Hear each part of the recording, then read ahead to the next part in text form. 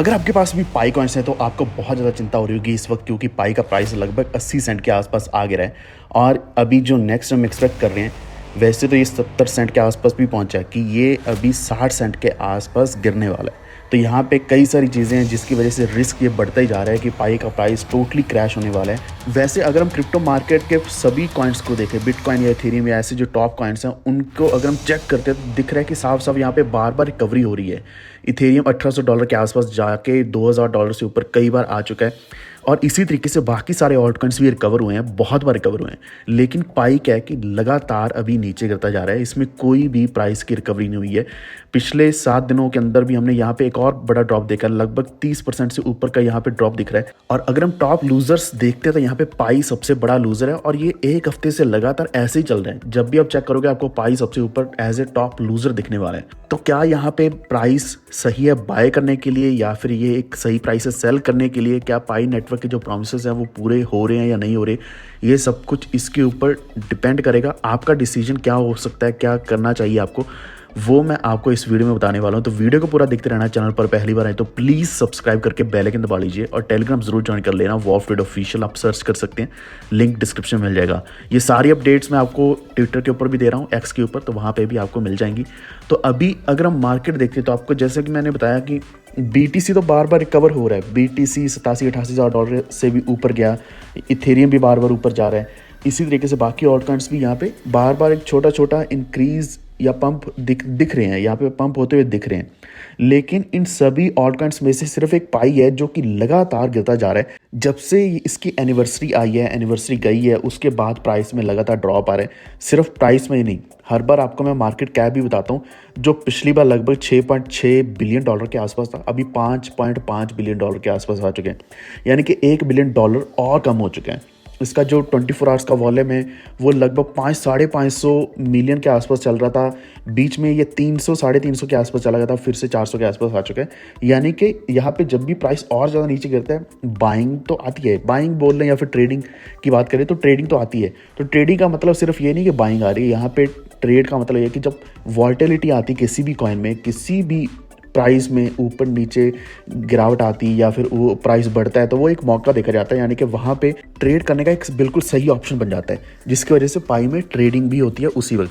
अब प्राइस नीचे गिरा तो ट्रेडिंग थोड़ी और बढ़ चुकी है, लेकिन ओवरऑल मार्केट कैप देखें तो ये अभी गिर ही रहा है। तो ये बहुत बड़ा चिंता का विषय बन चुका है। जिन्होंने भी पाए होल्ड किए हैं, बाय किए हैं, जो कि $1 के आसपास हो सकता है आपने बाय किए, या फिर आप अपना वेट कर रहे हो कि जो भी पाई आपके पास है उनको सेल करने का मौका ही नहीं मिला है। तो आइए जानते हैं कि पाई यहाँ पे क्या नेक्स्ट मूव ले सकता है। पहले तो सबसे बड़ा रीज़न यही जान लो, मैंने आपको ये पिछले कुछ वीडियोस में भी बार बार बताया था कि अभी टोकन अनलॉक हो रहे हैं।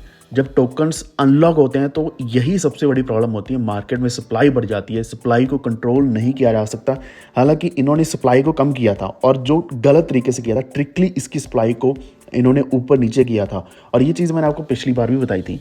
तो सप्लाई कंट्रोल करने की कोशिश करी जा रही है ताकि डिमांड बढ़ी ही रहे, लेकिन ये एल्गोरिदम अभी यहाँ पे सही ढंग से काम नहीं कर रहा है, क्योंकि जो डेली बेसिस पर यहाँ पे टोकन्स अनलॉक हो रहे हैं, ये ऐसे ही 3-4 अप्रैल तक होते रहेंगे, जिसकी वजह से प्राइस, इसमें कोई डाउट नहीं है, ये $0.6 या फिर 60 सेंट के आसपास जाके सपोर्ट के ऊपर बैठेगा, और हो सकता है उससे भी नीचे चला जाए।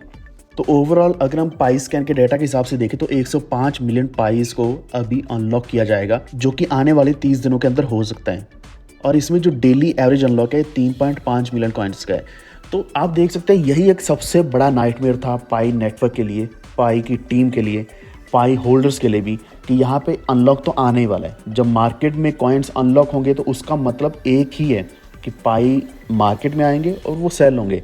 क्योंकि जो लोग 5-6 सालों से इसको बार बार जो टैप करके किसी न किसी तरीके से माइन कर रहे हैं, अपनी टीम को भी हैंडल कर रहे थे, अब उनको रिवॉर्ड भी चाहिए। अगर रिवॉर्ड चाहिए तो रिवॉर्ड के लिए सेल तो करना ही पड़ेगा, तो सेल हो रहा है, डेफिनेटली हो रहा है। इसके अलावा जो नेगेटिव अपडेट है वो है कि बाइनेंस ने अभी तक कुछ भी नहीं बताया। ये पिछली वीडियो में आपको मैं बताना भूल गया था कि वो टू लिस्ट का जो ऑप्शन बाइनेंस ने लॉन्च किया है, उसमें पाई को एक्सक्लूड कर दिया गया है। ये बहुत ही बड़ी बात है। यही कारण है कि अभी देख लो आप 10-15 दिन हो चुके हैं, पाई के बारे में कोई भी अपडेट नहीं आया बाइनेंस की तरफ से। चाहे वोटिंग इन्होंने करवा ली, वो तो ट्विटर के ऊपर वोटिंग थी, लेकिन जो वोट टू लिस्ट होता है वो बाइनेंस के ऊपर ही होना था, एक्सचेंज के ऊपर ही होना था।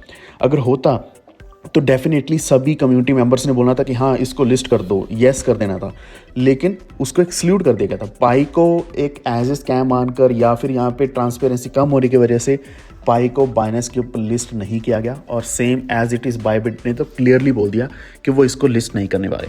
लेकिन बाइनेंस को या फिर बड़ी एक्सचेंजेस को हमेशा ये लालच होता ही होता है कि अगर कोई कॉइन लिस्ट करते हैं तो बहुत बड़ी कम्युनिटी आती है, ट्रेडिंग वॉल्यूम बढ़ता है, तो ये इनको भी चाहिए होता है। लेकिन इस बार ये पाई के टोटली अगेंस्ट चल रहे हैं। तो अभी हमने एक महीने का बोला कि 30 दिन में 105 मिलियन कॉइन्स अनलॉक होंगे। इसी तरीके से आने वाले टोटल 12 महीनों में 1.6 बिलियन पाई कॉइन्स को अनलॉक किया जाएगा, जो कि बनता है लगभग 129 मिलियन पर मंथ। और ये सेम ट्रेंड कब तक चलेगा? मई 2028 तक। आने वाले 3 सालों में यही होने वाला है। इसका मतलब क्या है कि प्राइस में ड्रॉप भी लगातार आने वाला है। तो यहाँ पे क्या चीज़ करी जा रही है पाई टीम के द्वारा, जो आप पहले ही देख चुके हैं कि इसकी सप्लाई को, पाई की जो सर्कुलेशन या सर्कुलेटिंग सप्लाई है उसको कंट्रोल किया जा रहा है। यहाँ पे बर्न मैकेनिज़्म के ऊपर भी यहाँ बोला जा रहा है कि प्लीज़ बर्न मैकेनिज़्म को रेगुलर रखा जाए और स्मार्ट कॉन्ट्रैक्ट फीचर्स कुछ ना कुछ ऐड किए जाए, ताकि यहाँ पे जो सप्लाई या डिमांड है इसको बैलेंस किया जाए। वरना यहाँ पे क्या है कि जितने भी पाई अनलॉक होंगे उनको सेल तो किया ही जाएगा, किसी के पास भी पाई आएंगे और जो भी प्राइस चल रहा होगा वो सेल ही करना चाहेगा, कोई भी इसको रखना नहीं चाहता। और मैं भी यही बोलूँगा, अगर आप कॉइन्स को रख रहे हो तो ये आपकी बड़ी गलती है। आप कुछ कॉइन रखो, कुछ कॉइन सेल करो, परसेंटेज में जब भी प्राइस अच्छा मिलता है सेल करते रहो। और यही सेम चीज़ मैं बड़े कॉइन्स के लिए भी बोलता हूँ। जब भी हम बाइनेंस के ऊपर, लॉन्च पूल के ऊपर हमें फ्री एयर ड्रॉप मिलता है तो हमेशा मैं बोलता हूँ कि उसको सेल ज़रूर करो, वरना आपका कोई प्रॉफिट नहीं बनेगा। अगर उसको आप देखते रह जाओगे तो उसका कोई भी फ़ायदा नहीं है। यही कारण है कि अभी मैं आपको बता रहा हूँ कि अगर 80 सेंट के आसपास चल रहा है तो ये प्राइस 60 सेंट के आसपास गिर सकता है, क्योंकि वही इसका एक सपोर्ट है। वो सपोर्ट इसके लिए बहुत ज़्यादा ज़रूरी है। और सिमिलरली अगर हम यहाँ पे बुलिश ट्रेंड देखते हैं तो अगर 90 सेंट क्रॉस करेगा तभी हमें एक अच्छा प्राइस दिख पाएगा, और वो भी अगर यहाँ पे सेलिंग नहीं होती है पाई कॉइन्स की। अब इतने ज़्यादा कॉइन्स मार्केट में आएंगे तो डेफिनेटली ऑल टाइम हाई तो दोबारा बनने नहीं वाला, प्राइस तो ड्रॉप ही होगा। तो ये आपको कंसीडर करके चलना ही पड़ेगा कि जो भी कॉइन्स आपके हाथ में आते हैं आपने उसको सेल करना ही करना है, वरना आपका ही लॉस है। इसमें होल्ड करने में आप अगर लॉयल्टी दिखाना चाहते हो पाई कॉइन को या पाई नेटवर्क को, उसमें आपका कोई बहुत बड़ा फ़ायदा नहीं है। कुछ कॉइन्स रखो, बाकी सेल करो।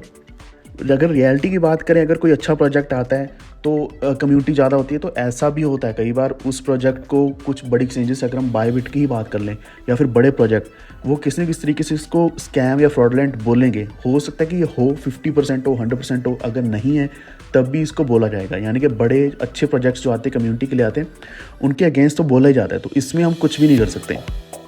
हमारी तरफ से जो काम है वो यही है कि हम रेगुलर बेसिस पर यहाँ पे अपडेट्स डालते हैं, ताकि पाई का जो नाम है इसी तरीके से रहे, और पाई का जो ट्रेंड है ये किसी भी तरीके से या किसी भी कारण यहाँ पे फेड ना हो जाए मार्केट में। यानी कि मार्केट में चलता ही रहे, तभी इसकी हाइप बनी रहेगी, इसका प्राइस भी ऊपर जाएगा, सेंटिमेंट्स पॉजिटिव रहेंगे। अभी जो एक्सचेंजेस बाकी हैं, बाइनेंस है, कॉइनबेस है, अपबिट है, इन्होंने अभी कॉइन लिस्ट नहीं की है, तो इनकी तरफ से हम वेट कर रहे हैं। चाहे वो साउथ कोरिया का अपबिट एक्सचेंज ही हो, अगर वो भी बता देता है, बोल देता है कि इसको लिस्ट किया जाएगा, तो ये भी बहुत बड़ी चीज़ होने वाली है।